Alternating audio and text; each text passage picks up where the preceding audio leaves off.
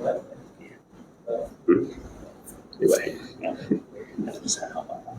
Benar.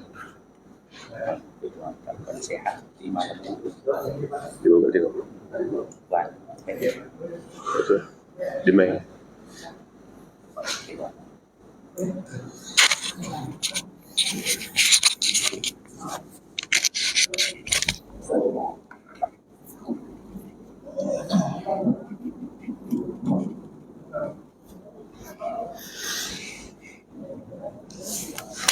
Assalamualaikum warahmatullahi wabarakatuh. Bismillahirrahmanirrahim. Alhamdulillahi rabbil alamin. Wassalatu wassalamu ala ashrafil anbiya'i wal mursalin wa ala alihi wa sahbihi ajma'in. Subhanaka la ilma lana illa ma 'allamtana innaka antal alimul hakim. Rabbi shrah li sadri wa yassir li amri wahlul 'uqdatam min lisani yafqahu qawli. Allahumma arinal haqqa haqqan warzuqna ittiba'ah wa arinal batila batilan warzuqna ijtinabah. Amma ba'du. Muslimin muslimat, hadirin hadirat, mudah-mudahan dirahmati Allah Subhanahu wa ta'ala. Atas limpah kurnia dan keizinan daripada Allah, dapat sama-sama kita menghadirkan diri ke rumah Allah pada malam ini untuk sama-sama kita menunaikan tugas dan juga tanggungjawab kita sebagai hamba kepadanya. Mudah-mudahan kita sentiasa dirahmati dan diberkati oleh Allah Subhanahu wa ta'ala. Tuan-tuan hadirin yang dikasihi sekalian, pada malam ini insya-Allah kita akan mulakan sedikit muqaddimah bagi kitab yang akan kita gunakan, kitab At-Tibyan fi Adabi Hamalatil Quran lil Imam An-Nawawi rahimahullah. Salah satu daripada hasil khazanah peninggalan Imam Nawawi, satu tokoh yang besar dalam agama kita dan juga dalam mazhab kita Syafi'i, dilahirkan pada tahun 631 Hijri. Banyak karya-karya yang ditinggalkan oleh Imam An-Nawawi rahimahullahu ta'ala kepada kita, yang boleh digunakan di semua peringkat, sama ada orang yang baru-baru memulakan pengajian dalam agama ataupun orang yang di peringkat pertengahan maupun orang yang sudah mendalami ilmu agama, juga ada karya yang ditinggalkan oleh Imam An-Nawawi. Nama sebenar beliau ialah Abu Zakaria Muhyiddin Yahya ibn Sharaf An-Nawawi. Lahir pada tanggal tahun 1233 Masihi, meninggal dunia pada 1278 Masihi, mana sekitar usia 45 tahun Imam Nawawi wafat. Ini pada usia yang agak muda, dan ada riwayat menyebut beliau tidak berkahwin. Walau bagaimanapun, dalam usia yang tidaklah panjang, 45 tahun usia beliau, tapi Imam Nawawi telah menghasilkan karya-karya yang besar, sehingga kan hari ini dalam masyarakat kita lebih-lebih lagi banyak diajar dan banyak digunakan di masjid-masjid ataupun di pusat-pusat pendidikan, sekolah dan sebagainya. Di antaranya kitab Al-Arba'in An-Nawawiyah, kitab hadis 40 yang sememangnya sudah sinonim dengan masyarakat kita. Begitu juga kitab Riyadhus Salihin juga banyak digunakan di masjid, di surau, dalam siri pengajian, kuliah maghrib dan sebagainya. Minhajut Talibin wa Umdatul Muftin fi fiqh al-Imam Syafi'i, Al-Majmu' Syarah Al-Muhadzab, kemudian syarah kepada Sahih Muslim, Al-Azkar Imam An-Nawawi, kemudian kitab yang kita gunakan Tibyan fi Adabi Hamalatil Quran, Adab Al-Fatwa wal Mufti wal Mustafti, Tahdzibul Asma'. Banyaklah kitab-kitab yang ditinggalkan oleh Imam Nawawi ini yang menjadi rujukan lebih lagi dalam masyarakat kita di Malaysia dan juga di Kedah lah secara khususnya. Salah satu hasil peninggalan beliau ialah kitab yang akan kita gunakan, yakni kitab At-Tibyan fi Adabi Hamalatil Quran, yang secara khususnya akan membahaskan dan akan menceritakan tentang berkaitan dengan adab-adab Al-Quran, kelebihan orang-orang yang membaca Al-Quran dan kelebihan Al-Quran itu sendiri.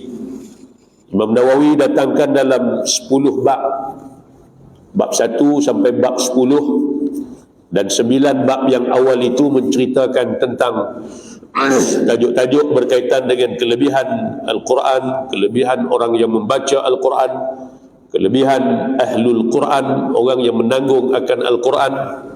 Dan disebutkan juga berkaitan dengan adab-adab sebagai guru dan sebagai murid ketika mana kita belajar menuntut ilmu. Dalam kita mencari ilmu ini, ulama meletakkan adab itu sebagai keutamaan, kerana adab itu diutamakan berbanding ilmu. Daripada adab itulah akan barinya keberkatan pada ilmu yang kita pelajari. Dan juga dibahaskan di tajuk-tajuk yang akhir berkaitan dengan penulisan mushaf, pengumpulan Al-Quran, berkaitan dengan masalah-masalah yang terkait dengan masalah sujud tilawah dan sebagainya, yang akan kita bacakan nanti insya-Allah. Cuma pada malam ni mungkin kita akan tengok sikitlah muqaddimah yang disebut oleh Imam An-Nawawi rahimahullah. Qala al-musannifun rahimahullahu ta'ala wa nafa'ana bi'ulumihi fid darain amin.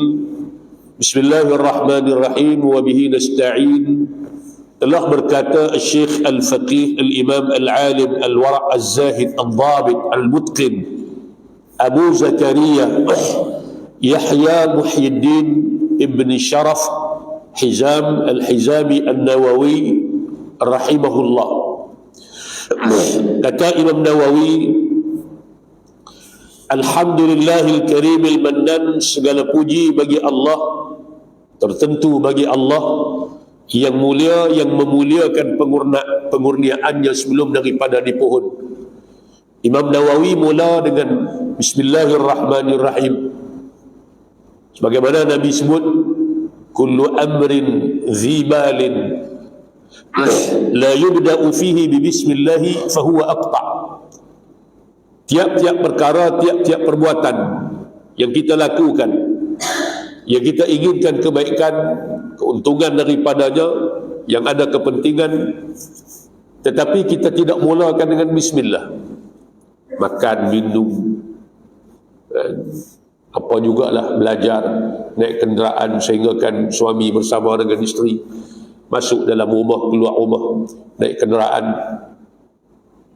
kita tak mulakan dengan bismillah, Bismillahirrahmanirrahim, fahuwa aqta', maka amalan perbuatan kita itu terputus.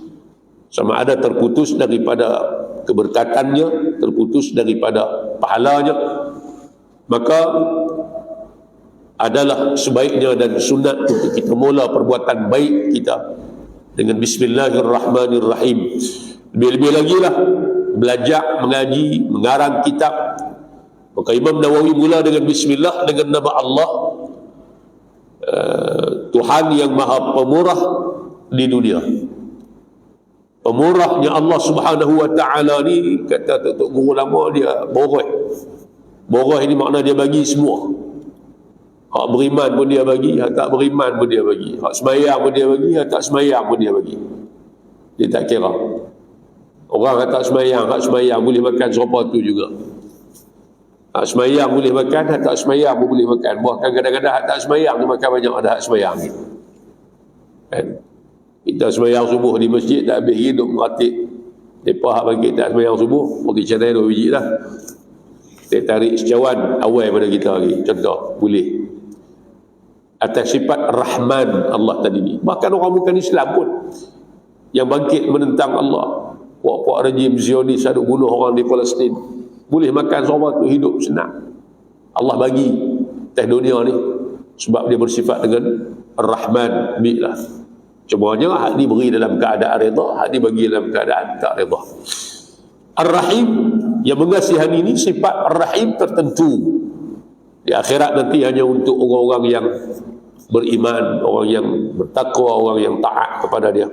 Untuk orang yang derhaka tidak ada sifat rahim daripada Allah untuk mereka ini. Baik, kalau kita baca dalam tafsir Nasyafi, dia menghuraikan besarnya kalimah Bismillahirrahmanirrahim ini, sehingga akan disebut bahawasanya seluruh isi kandungan kitab-kitab samawi yang Allah turunkan daripada langit, seluruh isi kandungannya terkandung dalam Al-Quranul Karim.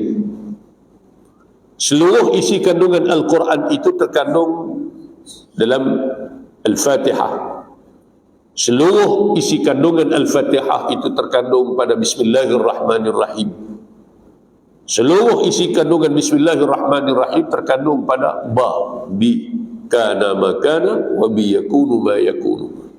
Dengan kehendak, dengan keizinan aku telah berlaku apa yang telah berlaku, dengan kehendak dan keizinan aku akan berlaku apa yang akan berlaku. Sebab itu Bismillahirrahmanirrahim ini satu kalimah, satu ayat yang cukup besar. Biar duduk di mulut kita bila kita nak buat benda baik, mulakan dengan Bismillahirrahmanirrahim. Akan ada keberkatan dalam pekerjaan kita. Baik. Lalu dimulakan dengan Alhamdulillah, memuji Allah. Kata Imam Nawawi, Allah yang telah memberi segala kurniaan kepada kita sebelum daripada kita minta. Kita tak minta, tapi bila kita bangkit pagi, Allah beri.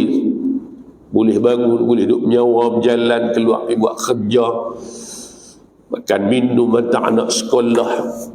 Sedangkan malam kita nak tidur, kita tak nak minta, tak minta pun.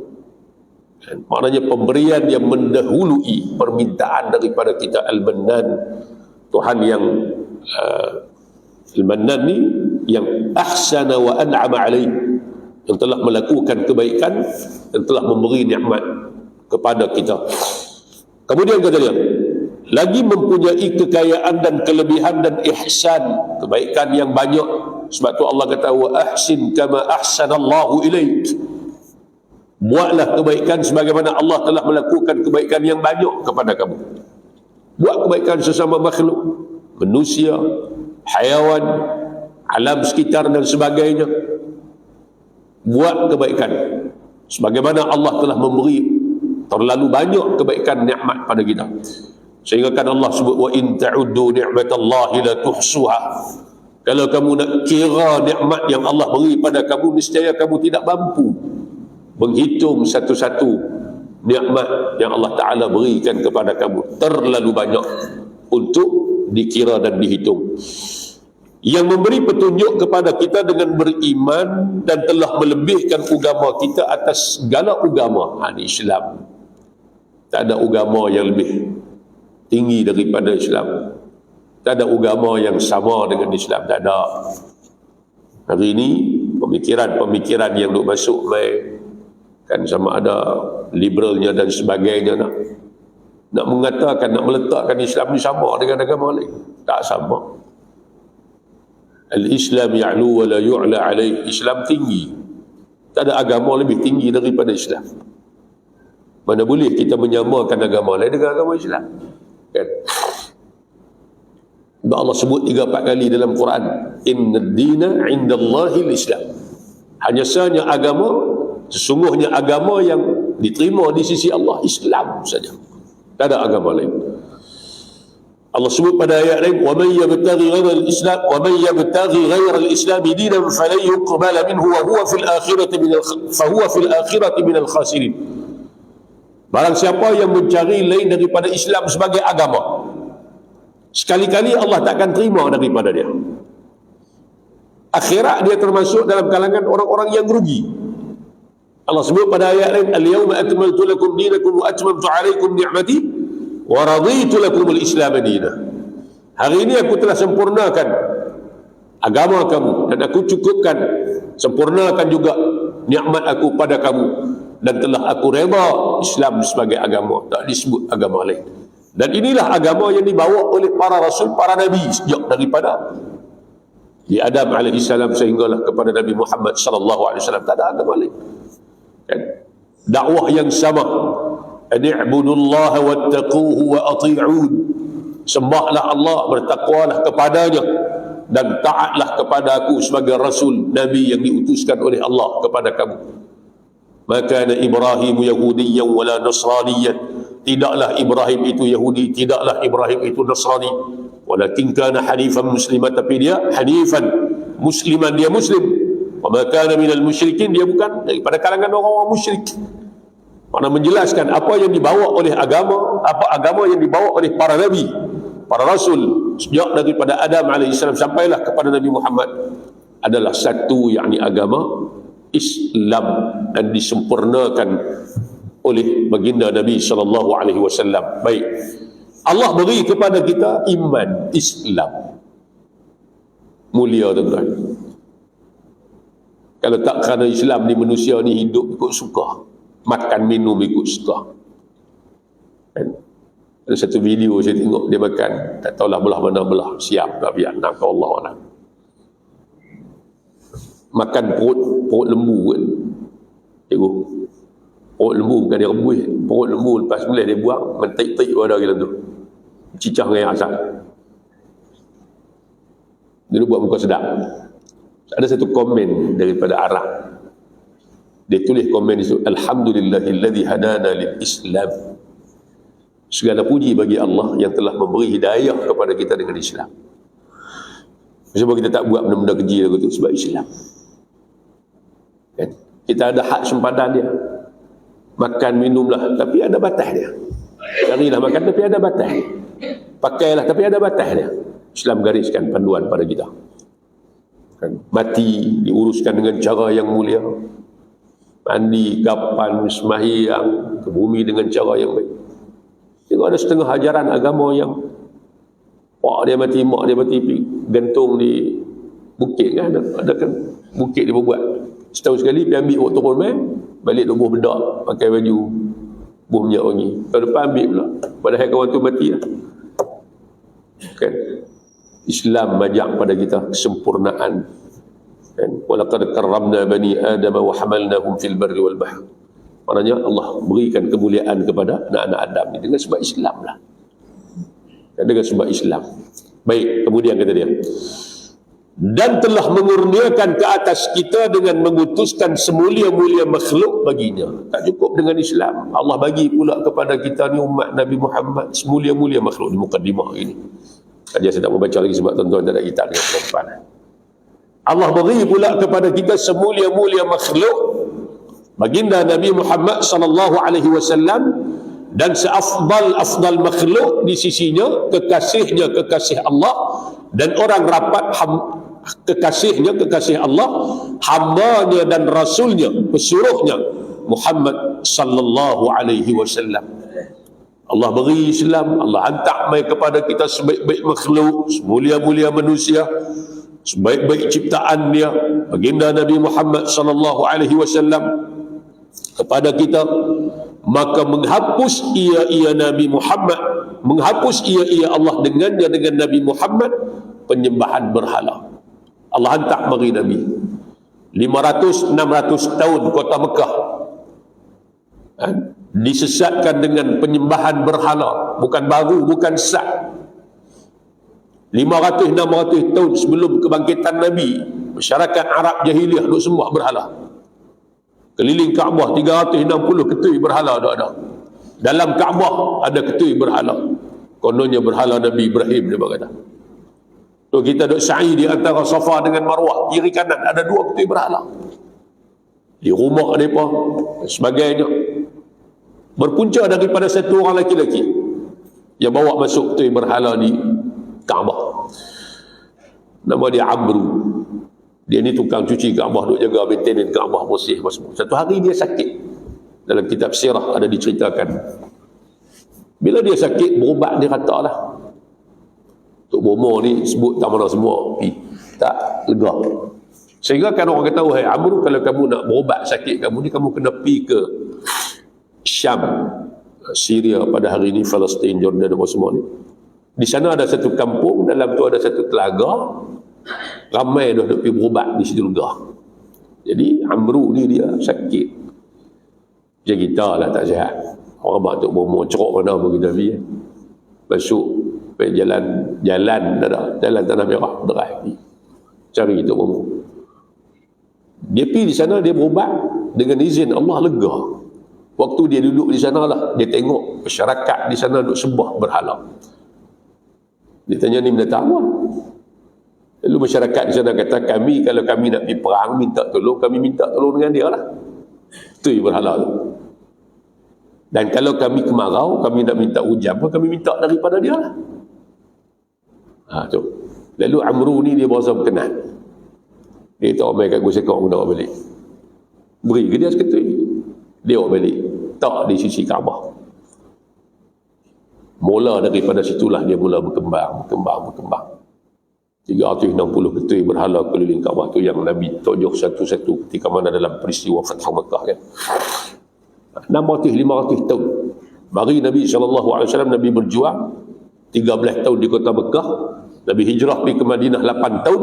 Tahun ke-8 Nabi balik semula ke Mekah dalam peristiwa Fathu Makkah. Akhirnya kota Mekah dibersihkan daripada penyembahan berhala, dihancurkan. Al-Lata, Al-Manata, Al-Uzza, hak paling besar sekalipun hancur. Ni.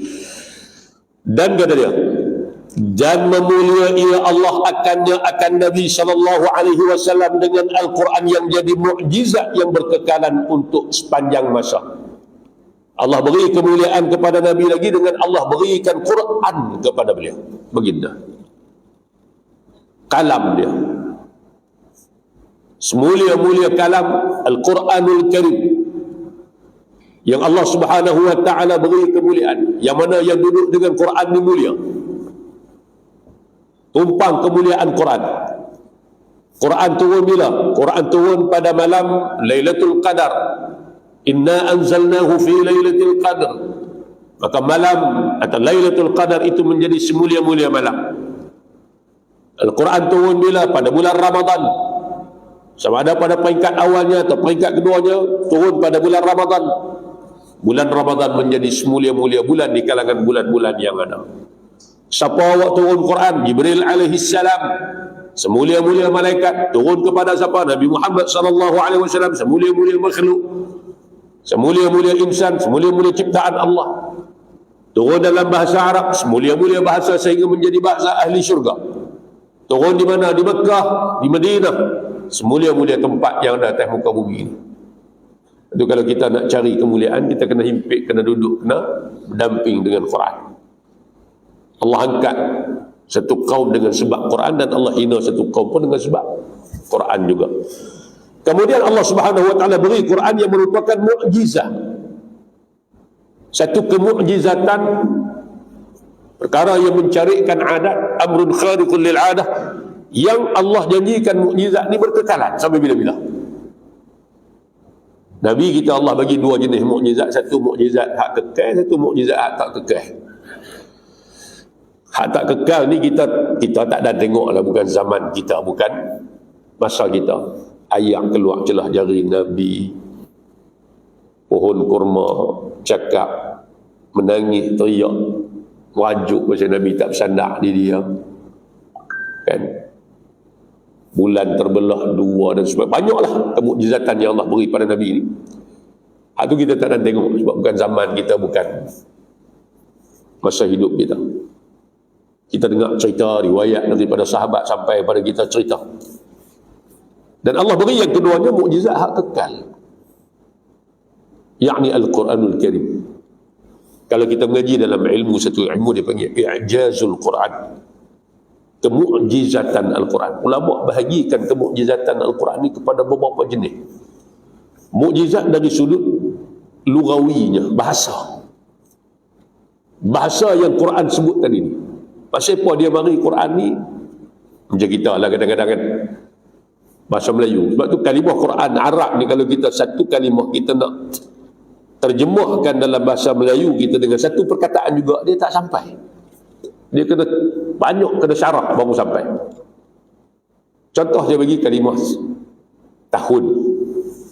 Tahun kadang-kadang Arab guna sanah, kadang-kadang am. Kullu amin wa antum bi khair. Kalau Arab Mesir dia kata kullu sanah wa anta tayyib. Sanah pun boleh, am pun boleh. Tahun juga, sanah pun diterjemah dengan tahun, am pun diterjemah dengan tahun. Tapi tak sama. Maksud sebenarnya tak sama. Sanah menggambarkan tahun-tahun yang penuh dengan penderitaan, cabaran, kemarau, kesusahan, kesempitan. Sebagaimana dalam surah Yusuf baca 7 tahun. Sab'a sinina da'abah. 7 tahun Allah guna sinin jamak kepada sanah. 7 tahun yang hidup dalam kesukaran. Tapi bila selepas daripada 7 tahun tu mari tahun kesuburan, kemakmuran. Summa ya'ti min ba'di dhalika 'amun fihi yughathun nasu wa fihi ya'sirun. Allah guna kalimah 'am. Tingginya bahasa Quran tadi. Allah tak guna kalimah sanah lagi dah. 'am. Kan? Demikian juga yang kedua, isteri. Ada kadang-kadang digunakan dalam Quran imra'ah. Imra'atu Fir'aun. Dan imra'atu Nuh. Ada kalimah kadang-kadang isteri ini digunakan kalimah zawjah. Fastajabna lahu wa aslahna, fastajabna lahu wa wahabna lahu wa aslahna lahu zawjah. Cerita Nabi Zakaria. Pasal pemari kadang-kadang Allah guna kalimah isteri dalam kalimah imra'ah, kadang-kadang dalam bentuk kalimah zaujah. Lalu kata ulama, imra'ah isteri, tapi isteri yang tak sempurna sifat dia. Sama ada suami dia beriman, dia tak beriman, suami dia tak beriman atau dia beriman. Seperti isteri kepada Fir'aun, imra'atu Fir'aun Asiyah. Fir'aun tak beriman, tapi dia beriman. Maka digunakan kalimah imra'ah. Tapi kalau isteri itu sempurna, beriman, boleh melahirkan anak, tidak mandul, maka Allah guna kalimah wa aslahna lahu zaujah. Zaujah. Tingginya bahasa Quran tadi ni. Kemudian kemukjizatan dari sudut bahasanya, keindahannya, kita dengar pun sedap. Walaupun kadang-kadang baca tak sedap, surah tak sedap, tapi baca tajwid kita dengar pun sedap. Walaupun kita tak faham. Bismillahirrahmanirrahim. La uqsimu biyawmil qiyamah wa la uqsimu bil nafsil lawwamah. Ayahsabul insanu an lan najma'a 'idhamah. Bala qadirina 'ala an nusawwiya bananah. Kita dengar pun susunan kalimah, perkataan, ayat dengan makna yang begitu tinggi. Walaupun kita tak faham bahasa Arab, apatah lagi orang yang faham. Al-Quran diturun di tengah-tengah masyarakat yang duk gila bahasa. Karang syair hebat-hebat ni gantung di Kaabah. Tapi bila turun Quran, mereka tak boleh cabak ketinggian, keindahan, bahasa, balaghah Quran itu sendiri. Kan? Satu sudut. Kemukjizatan dari segi ghaibi, perkara-perkara ghaib Al-Quran cerita. Nabi boleh cerita tu sejak daripada cerita Nabi Adam AS, Habil, Qabil. Watlu alaihim naba'a bani Adam bil haqqi idh qarraba qurbanan fatuqabbala min ahadihima wa lam yutaqabbal min al-akhar qala la aqtulannaka qala innama yataqabbalu Allahu minal muttaqin. Pembunuhan yang pertama berlaku atas muka bumi di antara Habil dengan Qabil. Bila dah bunuh tak tahu dah buat apa, diusung mayat adik sampai rata. Lalu Allah fab'atha Allahu ghuraban yabhasu fil ardi liyuriyahu kaifa yuwari sawata akhi.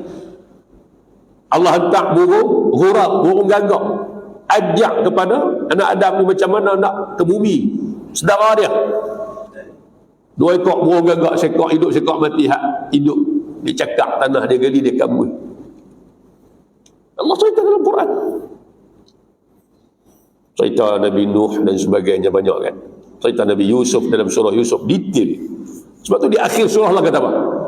Dzalika min anba'il ghaibi nuhihi ilaik wa ma kunta ladaihim idh yulquna aqlamahum wa ma kunta ladaihim. Allah sebut dalam Quran dalam surah Yusuf kata tu. Dzalika min anba'il ghaibi nuhihi ilaik. Demikianlah kisah ghaib yang kami wahyukan kepada engkau wahai Muhammad. Wa ma kunta ladaihim idh ajma'u amrahum wa hum yamkurun. Kamu tak ada bersama-sama dengan mereka, dengan saudara-saudara Yusuf, dengan Nabi Yaqub. Kamu tak ada waktu tu, ketika mana adik-beradik dia berpakat untuk mengkhianati Nabi Allah Yusuf AS, lempak tok dalam telaga, ambil baju Yusuf, lomok dengan darah kambing, balik ceritakan Nabi Yaqub, Pak Yusuf kena makan dengan serigala. Nabi Yaqub tengok baju dia tahu dah, Pak ni muhur. Serigala makan baju darah penuh, baju sikit pun tak goyak. Nak muhur tapi tak apa, nak muhur tapi tak pandai. Lalu datang satu rombongan, tahu adik dalam tangga bergantung lagi mari. وجاءت سيارة فأرسلوا واردهم فأدلى دلوه قال يا بشرى هذا غلام وأسروه بضاعة. Bagi satu rombongan cedok nak ambil ayah, angkat tengok ada budak segak kami, bawa pergi ke Mesir, dijual, dibeli oleh Al-Aziz, masuk belah dalam rumah dia, berlaku fitnah, lagi Yusuf masuk penjara. Macam mana Nabi boleh cerita dengan begitu detail? Tak mungkin Nabi baca daripada Taurat, Zabur ini, sebab Nabi ummi, tak boleh baca. Lalu Allah kata itulah kisah-kisah ghaib yang kami wahyukan kepada kau wahai Muhammad. Kamu tak ada bersama-sama dengan mereka waktu itu. Ghaib Quran cerita benda-benda tak berlaku lagi, ghulibatir rum dan sebagainya, banyaklah kalau kita baca dalam i'jazul Quran tadi. Kemudian kemukjizatan dari sudut keilmuan, i'jazul ilmi. Ini yang paling besar sekali. Apa yang Quran cerita, keilmuan yang ada dalam Quran tu 1400 tahun dulu, hari ini baru orang boleh buktikan dengan teknologi yang ada pada hari ini. Sebagai contoh saya sebut pada tuan-tuan, satu surah yang kita baca, surah Al-Ankabut. Al-Ankabut ni labah-labah betina, Al-Ankab labah-labah jantan. Tapi Allah sebut surah ni Allah ambil labah-labah betina. Satu ayat yang sebut pasal labah-labah ni Allah sebut masalul ladzina ittakhadhu min dunillahi awliya'a kamathalil ankabut ittakhadhat baita wa inna awhanal buyuti labaitul ankabut law kanu ya'lamun. Sadaqallahul azim. Allah kata perumpamaan mereka yang menjadikan selain daripada Allah sebagai tempat bergantung, awliya, wali, penolong, tempat nak minta tolong, nak bergantung, adalah seumpama labah-labah betina yang mengambil sarangnya sebagai rumah tempat perlindungan dia. Wa inna awhanal buyut, sehina-hina selemah-lemah, serabut-serabut rumah ni rumah labah-labah. Siapa yang Allah perumpamakan orang yang bergantung, maknanya tak menyembah Allah, tak minta tolong dengan Allah, hidup minta tolong dengan makhluk, menyembah makhluk, bergantung dengan makhluk. selemah-lemah tempat permintaan. Pasal Allah gambarkan dengan sarang labah-labah tadi. Sebab kalau kita kaji, dalam tafsir dia sebut, kita tak kaji. Pasal Allah sebut labah-labah betina, tak sebut labah-labah jantan, pasal kemampuan untuk buat sarang ni hanya pada labah-labah betina. Tu benang nak buat labah-labah, sarang labah-labah tu, labah-labah jantan tak ada. Duduk dalam perut labah-labah betina. Dia berkata tu Spiderman tu lelaki-lelaki, tu gambar muhuk. Kira Spiderman. Hanya labah-labah betina boleh menghasilkan tali benang untuk buat sarang tadi ni. Pasal apa rumah labah-labah yang digambarkan sebagai sehina-hina, selemah-lemah rumah tangga yang kacau bilau, yang tak ada keamanan, yang tak ada ketenangan. Rupanya labah-labah betina ni, bila dia, ni dalam tafsir disebut, berlaku persenyawaan, dia maknanya dia mengawan di antara labah-labah jantan dengan labah-labah betina. Bila dia dah orang kata apa, lekat dah benih dalam labah-labah betina tadi, labah-labah betina dia akan bunuh labah-labah jantan. Dia bunuh. Mati. Sampai dia bertelur, keluar anak. Anak tadi pula akan pakat membunuh di antara satu sama lain. Hak mana yang kuat dia akan selamat. Berbunuh-bunuhan di antara satu sama lain di kalangan anak-anak dia. Bunuh habis. Tinggal satu je yang akan selamat. Hak selamat ni pula dia akan bunuh mak dia. Tuan-tuan boleh bayangkan serabut tak serabut rumah tangga lagu tu. Bini bunuh lelaki. Anak-anak berkelahi bergaduh, bunuh. Hak selamat lagi dia pergi bunuh mak dia pula. Analogi, metafora yang Allah bawa pada kita nak habaq kata, kalau kita duk bergantung dengan orang, bergantung dengan makhluk, tak bergantung dengan Allah, demikianlah keadaan kehidupan manusia.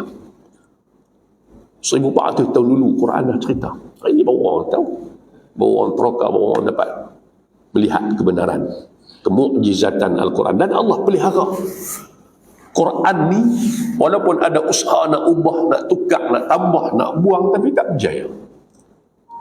Kita di Malaysia lebih-lebih lagi lah jaga semua di bawah Kementerian Dalam Negeri semenjak tahun 1986. Sebelum tu tak ada jawatan kuasa dipanggil Lajnah Tashih Semakan Al-Quran. Jadi Quran ada masuk, kita ingat zaman kecil dulu juga, kampung kita duk mengaji Quran Majid ni lah. Kan? Ada yang memang banyak yang silap percetakan dan sebagainya, jatuh huruf baris, tukar dan sebagainya, takut. Sehingga kan pada tahun pertengahan tahun 1980, Datuk Salahuddin, Datuk Salah, dia ni batch yang pertama Mahat Tahfiz di pusat Islam dulu, sama batch dengan Allahyarham Datuk Hasanuddin, masih ada, hafizahullah. Sekarang ni dia pengurusi Lajnah Tashih Quran.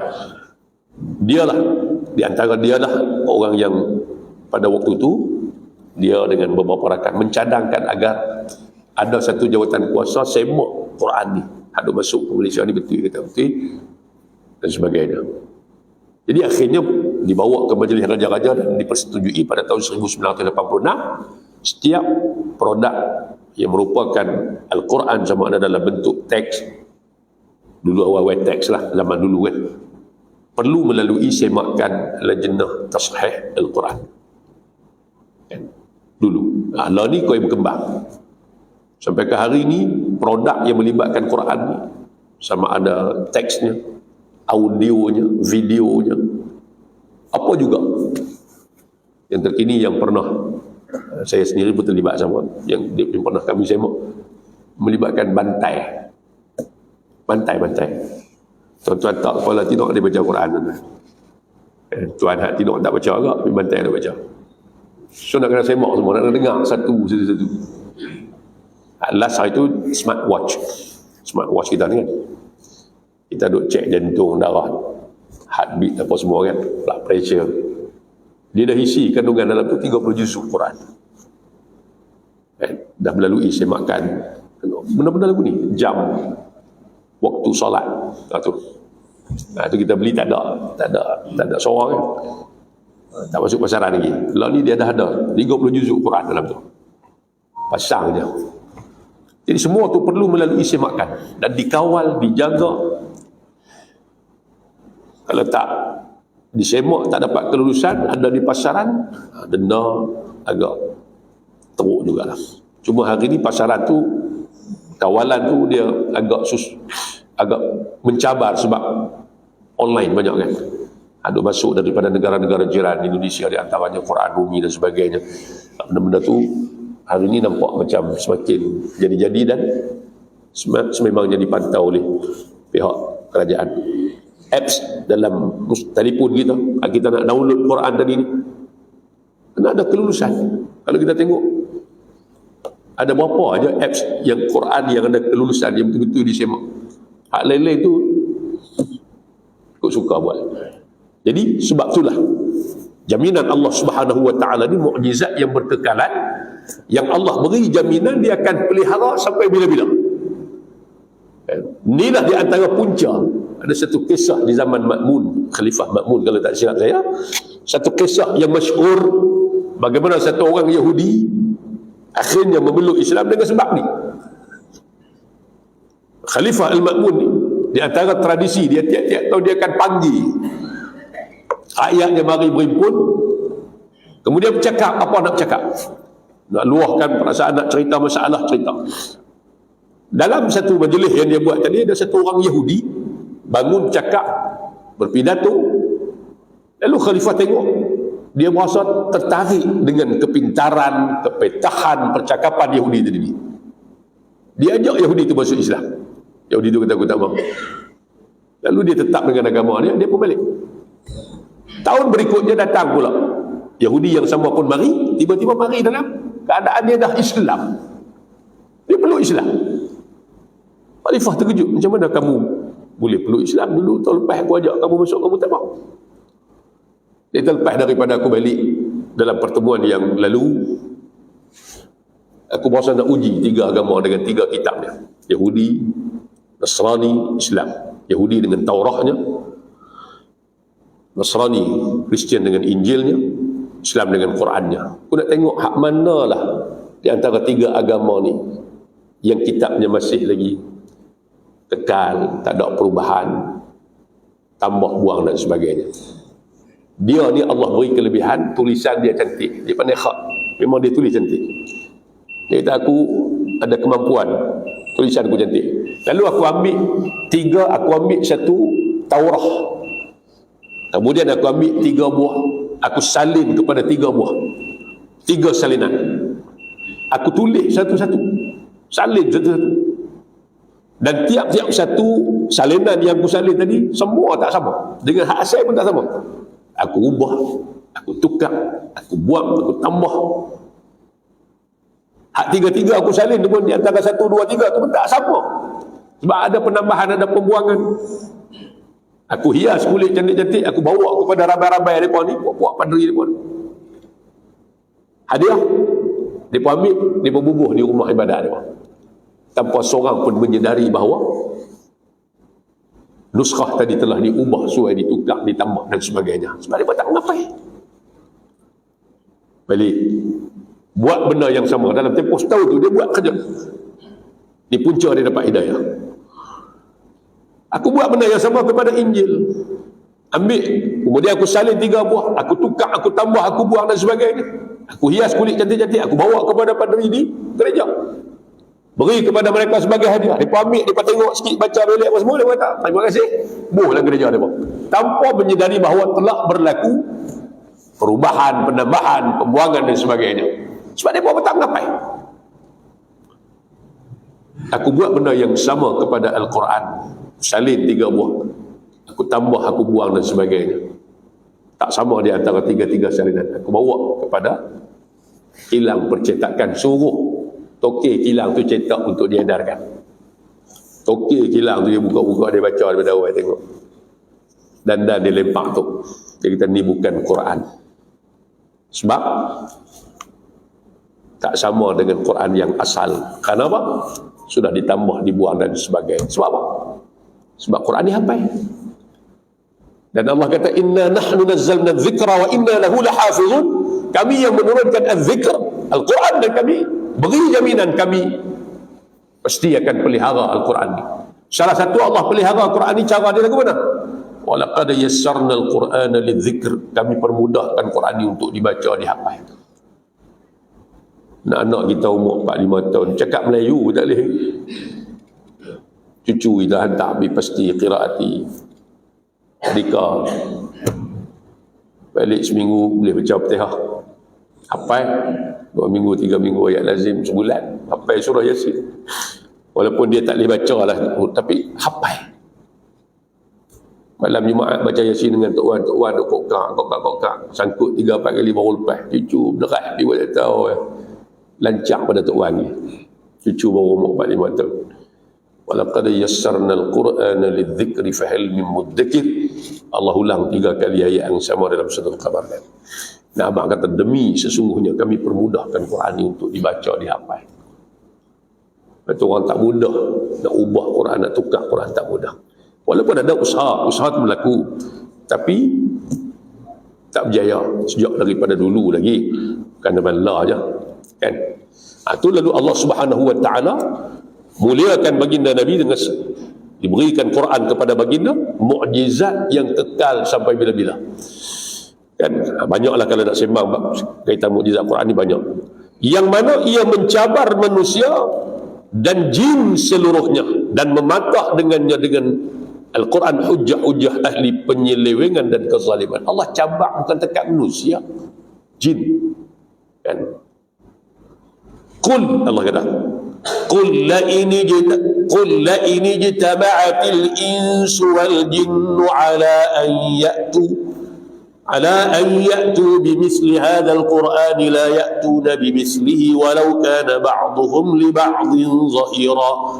Katakan oleh Muhammad, kalau seandainya manusia dan jin bergabung tenaga, bukan dekat jin saja, bukan dekat manusia saja, manusia seluruh berpakat dengan jin seluruhnya nak datangkan satu Quran yang sama macam mana Allah turun ke Nabi, la ya'tuna bimithlihi, nescaya mereka takkan mampu bawa satu Quran hak sama dengan hak Allah beri pada Nabi. Walau kana ba'dhum li ba'dhin zahira, sekalipun jin dan manusia saling bertolongan di antara satu sama lain, takkan mampu. Sebab itulah kita ni ke mana-mana pun kena bagi boleh baca Quran.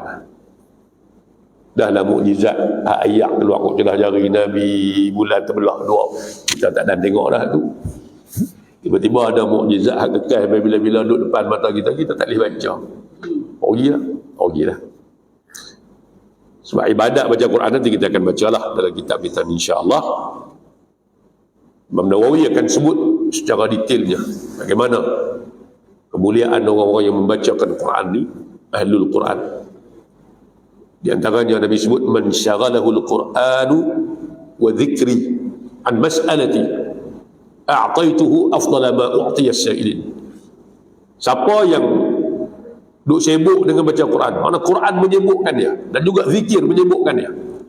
Sibuk baca Quran, sibuk zikir, sibuk mengaji Quran, sibuk mengaji Quran, sibuk mengapai Quran, sibuk dengan Quran sampai tak dan berdoa ke aku, nak minta tak dan kalut dengan Quran.